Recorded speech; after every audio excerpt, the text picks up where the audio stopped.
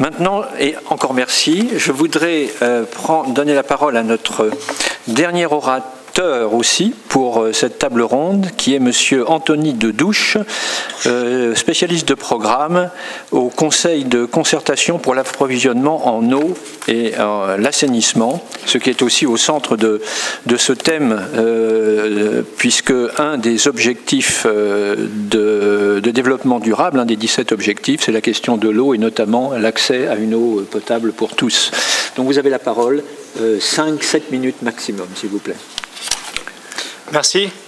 Bonjour à toutes, tout d'abord, en cette journée spéciale pour vous, et bonjour à tous. Je vais essayer de récupérer la parole après monsieur, ça va être compliqué.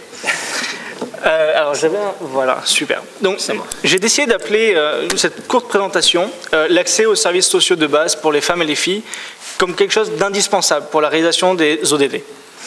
Je vais essayer de faire simple et clair par rapport aux ODD. On a l'ODD 1, l'ODD qui concerne la fin de la pauvreté, l'ODD 5 sur l'égalité entre les sexes et l'ODD 6 sur l'accès à l'eau, à l'hygiène et à l'assainissement. On parlait ce matin, quelqu'un a dit que tous les ODD étaient imbriqués, intercalés les uns avec les autres. Je pense que cette approche-là, avec les femmes, va nous permettre de voir à quel point tout est imbriqué. Si on parle de pauvreté, de l'ODD 1, on ne parle pas seulement de l'insuffisance des revenus ou de l'argent. On parle aussi d'un accès limité à l'éducation, à la nutrition, aux aliments, donc la faim, et à d'autres services de base. Et qu'est-ce qu'on entend par des services de base? Eh bien, entre autres, l'ODD 6, l'hygiène et l'assainissement. Ce sont des services de base auxquels les femmes sont plus pénalisées que par rapport aux hommes. Et je vais essayer de vous montrer pourquoi et comment. On va partir sur une base, alors, avocat, on ne se refait pas, on part toujours sur une base légale, c'est ma façon de faire. On part en 2010, en juillet 2010, l'Assemblée générale des Nations Unies avait reconnu le droit à l'hygiène et à l'eau potable, pardon, à l'eau salubre et sans danger, et à l'assainissement. Et en décembre 2015, pour l'avènement des ODD, il a été décidé, la même Assemblée générale, de séparer ces deux objectifs, l'eau d'un côté, l'eau potable d'un côté et l'assainissement de l'autre. Cette séparation, ça a été fait pour les renforcer. Parce que malheureusement, avec les OMD, on a vu qu'en essayant d'atteindre l'OMD par rapport à l'eau, on obtenait de bons résultats avec l'assainissement, alors qu'on ne travaillait pas suffisamment sur l'assainissement. Pour ceux d'entre vous qui connaissent le programme commun OMS-UNICEF, qu'on appelle le GMP dans le milieu, on retrouve les chiffres du slide 2, si on veut bien la montrer, qui montrent qu'on estime à 2,4 milliards de personnes, 2,4 milliards quand même, de la population totale n'ayant pas d'installation d'assainissement améliorée. Quand on dit installation d'assainissement améliorée, ça ne veut pas dire des toilettes comme on a ici aux Nations Unies. Assainissement amélioré, c'est de simples latrines des fois. Ça s'appelle déjà amélioré. Et qu'est-ce qu'on constate en regardant les chiffres un peu plus dans le détail? Que sur ces 2,4 milliards de personnes qui n'ont pas accès à l'assainissement globalement, on en retrouve 953 millions en Asie du Sud, et 695 millions en Afrique subsaharienne.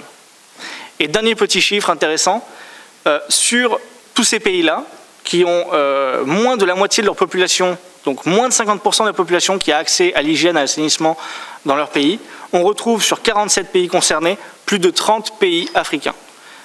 Si on est bon en maths, ça fait plus de 60%. C'est quand même assez important.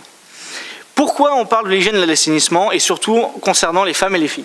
Ça sera mon slide 4 en référence. Je vais vous donner quelques chiffres d'études qui ont été faites par mon organisation et qui montrent justement le lien entre le manque d'eau, d'hygiène et d'assainissement pour les femmes et l'impact que ça a au niveau des ODD et de leur empowerment, de leur autonomisation. Pardon. Par exemple, au Cameroun, dans la localité de Kéossi et Bamungun, moins de 50% des filles disent aller à l'école pendant leurs règles. Moins de 50% vont à l'école pendant leurs règles. On connaît tous l'importance de l'éducation et de l'école comme intégrateur, comme ascenseur social. Imaginez si tous les mois, vous manquez une semaine de cours. Les conséquences sont dramatiques. Mais ce n'est pas seulement dans les écoles. On a aussi quasiment les mêmes chiffres, un peu moins, près d'un quart des femmes qui voient leur activité être freinée, activité professionnelle freinée, du fait des règles. Ce qui veut dire que dans les bureaux, il n'y a pas assez d'infrastructures d'assainissement pour les femmes et ça les freine dans leur activité professionnelle. Et là, on revient à la pauvreté. Si elles ne peuvent pas travailler, manque d'argent, déjà qu'elles ont beaucoup de travail qui n'est pas rémunéré, ça devient compliqué.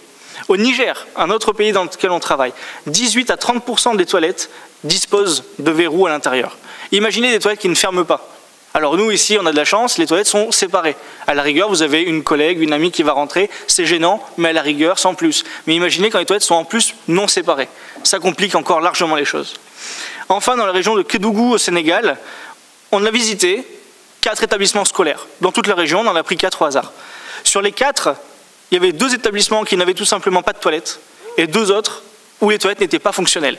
Parce que c'est ça aussi le problème. Déclarer qu'on a des toilettes, c'est une chose. Les maintenir en état d'usage, c'est aussi un autre problème. Donc comment allons-nous pouvoir atteindre les ODD dans quelques années si on ne permet pas aux jeunes filles d'aller à l'école?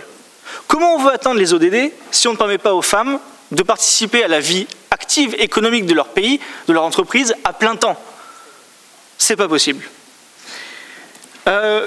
Donc j'avais un autre slide un peu plus loin qui vous expliquait un peu le fonctionnement de mon organisation, le WSSTC. On m'a demandé de faire vite, alors vous savez quoi, on va plutôt plaider pour les femmes et moins pour mon organisation. On pourra se voir après si vous voulez. On va parler du programme conjoint. Je suis avec une collègue, on est 2, voire 3 en alternance à travailler sur un seul programme concrètement, parce que sinon on devrait couvrir le monde entier. On travaille sur 3 pays, le Niger, le Cameroun et le Sénégal, et c'est un programme conjoint qui s'appelle Genre, Hygiène, Assainissement. Donc ce programme, il aborde les questions des menstruations comme point d'entrée. Et en parallèle des questions de menstruation, on parle donc des toilettes dans les écoles, dans les centres de santé. On parle des droits humains à l'eau séparée et à l'assainissement, parce que les 2 sont impliqués, mais séparés quand même. Comme ça, on est sûr d'adresser les 2. On parle aussi des infections, parce qu'une mauvaise hygiène menstruelle, un mauvais assainissement, eh ben, c'est quoi? C'est aujourd'hui Zika en Amérique latine. Ça peut amener, pourquoi pas, à Ebola, mais aussi à certaines hépatites. Donc, on parle aussi de santé. Et aussi, on parle politique. Parce qu'effectivement, tout ça, ça fait partie des politiques publiques. Et donc, il faut des motivations, il faut des engagements humains et politiques, des ressources humaines et des ressources financières. Donc on parle aussi budget.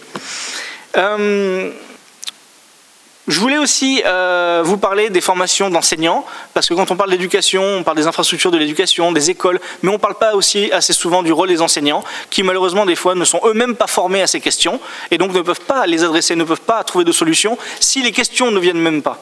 Et je ne dis pas que c'est à nous de donner ça, mais si l'État ne fait pas forcément son rôle de temps en temps, je pense qu'il est important que les organismes internationaux viennent et posent un peu les questions depuis le début. Donc l'hygiène menstruelle est donc, comme je disais, un point d'entrée pour l'action, mais aussi pour la recherche. Je vous expliquerai un peu plus loin, on a fait des études basées uniquement sur l'hygiène menstruelle, ça peut sembler un point de détail, et pourtant c'est vraiment un point d'entrée, une porte sur tous les ODD et sur de nombreux objectifs. Ça ouvre aussi la réflexion à un plaidoyer politique, plaidoyer humain, on est là, entre nous, et je pense que c'est pas souvent qu'on parle d'hygiène menstruelle, même aux Nations Unies. C'est un thème qui reste encore tabou sur le terrain, mais aussi dans les institutions, et je trouve que c'est très bien aujourd'hui qu'on puisse en parler. On a des résultats clés concernant ces programmes et qu'on met en place dans les pays. Donc je parlais déjà du programme conjoint qui contribue à combler le manque de connaissances.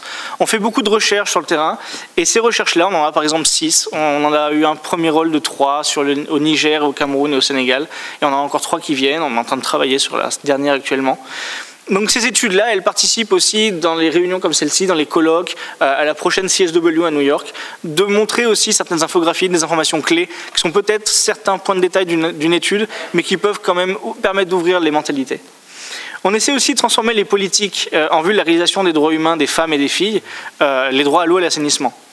Le programme, on essaie d'aider les gouvernements. Plus particulièrement en ce moment, on est avec le gouvernement du Sénégal et on essaie d'intégrer les besoins spécifiques des femmes et des filles dans les nouvelles stratégies d'assainissement rural. Je sais qu'on avait un monsieur qui parlait des espaces ruraux il n'y a pas longtemps.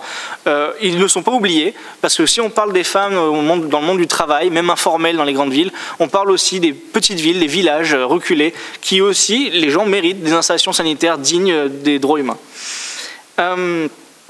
Donc on essaie aussi, par exemple au Niger actuellement, l'avantage c'est que les Niger commencent à un moment fatidique où ils sont en train de rédiger des lettres de politique sectorielle, de l'hygiène et de l'assainissement, et c'est un moment parfait pour avoir des synergies avec l'UNICEF et WHO et nous-mêmes pour se concerter avec les pouvoirs publics qui sont vraiment de bonne oreille, qui nous écoutent quand même bien, pour commencer tous ces examens des politiques et stratégies et l'allocation de budget. Enfin, on développe des outils. Des outils qui peuvent être parfois compliqués, des manuels de formation. Alors c'est un manuel de 50 pages qu'on utilise lors de formation avec des agents du gouvernement. Mais on utilise aussi des outils qui sont beaucoup plus simples. J'en porte un sur moi actuellement. Celui-là. C'est un bracelet qu'on appelle le bracelet menstruel. Et en fait, avec ce bracelet, on essaie d'expliquer aux femmes, qu'est-ce que le cycle menstruel. Donc aussi, on en profite pour faire un peu de connaissances. Ça, on peut le faire partout. On peut le faire à l'école, on peut le faire dans les entreprises, sur les marchés, partout. L'idée, c'est que les femmes fassent elles-mêmes leur bracelet, avec normalement 28 billes, qui montrent les 28 jours de leur cycle menstruel, et elles choisissent le nombre de billes rouges pour montrer le nombre de jours de menstruation. Certaines peuvent aussi l'utiliser pour s'aider, à savoir comment le gérer, etc. Mais tout ça, c'est l'hygiène menstruelle. Et vous allez me dire, mais à quel moment on parle d'infrastructure et des ODD? L'ODD, pour avoir l'hygiène menstruelle, une hygiène menstruelle, c'est difficile de la faire en public. Une hygiène menstruelle, on a besoin d'infrastructures pour ça. On a des résultats clés concernant les capacités locales et nationales en matière de gestion de l'hygiène menstruelle. Donc une des démarches adoptées, c'est donc les formations de formateurs. Et on va essayer de former principalement, d'un côté, des fonctionnaires du gouvernement, qui vont agir comme des agents de changement, et joueront un rôle clé dans la transformation des politiques publiques en faisant aussi un plaidoyer à leur travail. On a des formations et pour objectif, elles ont de renforcer les capacités aussi des personnes. On n'a pas forcément des gens du gouvernement, on a aussi des professeurs, je le disais avant. On a vraiment des gens de toutes les catégories sociales et de la société civile qui viennent. Et comme ça, on arrive à sensibiliser et au niveau communautaire et au niveau institutionnel. Communautaire, on entend qu'on ne fait pas seulement ça pour les femmes en général. Nos études se basent par exemple sur les communautés rurales, sur les communautés nomades. On a aussi une étude qui va être basée sur les mutilations génitales féminines, etc. Donc une majorité de femmes sont formées. Vous allez dire pourquoi majorité de femmes? Tout d'abord parce que c'est les mieux placées pour en parler. Elles le vivent au quotidien. C'est aussi les premières concernées et c'est aussi les plus à même d'en parler. Les femmes perpétuent les traditions aussi. On a vérifié que les mutilations génitales féminines sont souvent perpétrées par les femmes elles-mêmes, les grands-mères, les mères qui obligent leurs filles à le suivre. Et lorsqu'une mère veut casser cette tradition, c'est souvent la grand-mère qui, en cachette, va amener la petite fille et la mère va rentrer du travail et découvrir cette horreur. Donc on a aussi un rôle important à jouer avec les femmes pour toute cette sensibilisation, mais aussi avec les hommes. Parce qu'il ne faut pas oublier que beaucoup des tabous commencent dès le plus jeune âge, à l'école, quand les jeunes filles n'ont pas les moyens ou ne veulent pas en parler dans la famille, qu'elles ont leurs règles, que les toilettes ne sont pas ouvertes. C'est le petit garçon qui va se rendre compte que la jeune fille, elle a une tache sur elle. Et les moqueries vont commencer dès cet âge-là, peut-être à 10, 11, 12 ans. Et dès cet âge-là, on a déjà les premiers tabous qui vont naître. Les femmes ne vont pas vouloir parler, les garçons vont se moquer, et ensuite, tout va être repris par certains tabous religieux, des traditions. On arrive à des scènes de quand tu as tes règles, il ne faut pas cuisiner de céréales, sinon ils vont avoir le goût du sang, etc. On a ce genre de choses. Donc, pour indication, sur 3 formations de 7 jours qu'on a fait une 50aine de personnes dans 3 pays différents, le Niger, le Cameroun et le Sénégal, on arrive aujourd'hui, de ce qu'on arrive à suivre, on arrive à 7600 personnes qui ont été sensibilisées par la suite, sans nous, sur le terrain. On n'était pas là, et ce sont les femmes qui elles-mêmes ont géré ça. Et on voit bien qu'elles ont un rôle déterminant là-dessus. Parce que quand elles vont au marché, quand elles vont travailler, quand elles restent à la maison, où qu'elles aillent, ou quand elles enseignent, quand elles sont professeurs, c'est leur rôle aussi de diffuser cette parole et de montrer qu'il n'y a pas de fatalité, on peut changer les choses. On fait des enquêtes après les formations afin de savoir où est-ce qu'on en est. C'est pas pour nous vanter, mais on obtient quand même 82% de répondants qui nous disent qu'ils répliquent ce qu'ils ont appris, 100% de satisfaction, ça c'est pour l'ego, et 60% de répondants disent qu'ils ont organisé à leur tour des formations. Et ça c'est important. Ce qu'on veut, c'est que ce qu'on donne comme information soit répliqué, soit diffusé. Vous allez me dire les prochaines étapes, parce qu'on n'a pas fini, on n'a pas tout fait, on n'a pas tout réalisé, c'est pas fini. Oui, j'arrive à la conclusion. Donc les prochaines étapes, c'était ma conclusion. Je suis dans le timing, ça va. Donc les femmes et les filles, comme on l'a dit, elles sont exclues aussi de la conception, de la planification et de la prise de décision dans les programmes d'eau, d'hygiène et d'assainissement. Des changements effectifs sont donc attendus sur le terrain pour une amélioration des conditions de vie des femmes et des filles. Aussi, l'absence d'installations sanitaires adéquates, comme on l'a montré avant, et appropriées au sein des logements privés, des camps de réfugiés, des écoles, sur le travail, mais aussi dans les prisons, dans les centres de santé. Tous ces lieux sont des lieux publics ou privés, mais qui n'ont pas d'infrastructures d'assainissement suffisantes. Pour ça, il faut l'allocation de moyens et il faut aussi qu'elle puisse améliorer la mobilité des femmes. Ça inclut donc, grâce à l'allocation de budget lié et de politiques publiques correctes, un meilleur entretien des infrastructures de qualité et en quantité suffisante, mais aussi des infrastructures plus sûres. Ça veut dire quoi? Ça veut dire des infrastructures disposant de verrous, de portes, de séparation par genre et enfin de lumière. Des toilettes au fin fond d'un village, écartées de tout, sans lumière, c'est un risque aussi. Un risque de se perdre, mais aussi un risque pour leur sécurité, un risque parfois de viol. Donc on parle vraiment de risques assez accrus. On veut aussi plus d'accessibilité. Accessibilité pour qui? Pour les personnes handicapées, qui sont souvent oubliées. Il y a aussi des personnes handicapées sur le continent africain, et on en parle très peu. Mais aussi à proximité, comme je le disais, des habitations. Et enfin, dans les lieux publics, on sait que dans les espaces urbains, par exemple, beaucoup de femmes travaillent sur les marchés, qui sont des lieux publics, et les toilettes, les infrastructures sanitaires ne sont pas présentes sur ces lieux publics. On parle aussi d'installations sensibles aux besoins spécifiques des femmes, comme le savon, l'eau et aussi les poubelles. On a des pays comme le Niger, par exemple, où les croyances sont très fortes par rapport au sang menstruel. On a peur de certains marabouts, on a peur de faire beaucoup de choses. Donc il faut des poubelles pour les jeter. Et donc je finis, le tout doit être accompagné d'une véritable stratégie politique, d'éducation et un changement de comportement avec la formation des gens sur le terrain. Merci.